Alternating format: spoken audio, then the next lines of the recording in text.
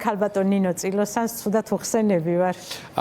მე ვახსენე ეთერში. ხო, იქიდან გავიგე თორე არ ქალბატონო ნინო. არ ვიცი რა არის პროვოცირება, არ ამწყის, არა ვარ ბოროტი ადამიანი, თქვენ ეგრე ჩათვალეთ, ან ეგრე იცით. რა არ უნდა გამეპროტესტებინა ქალბატონო ნინო. ის რომ ქიმიოთერაპიაზე არ უშვებდნენ ადგილობრივ ადამიანებს და მძევლად ყავდათ, ამას ვაპროტესტებდი ბატონო გიორგი.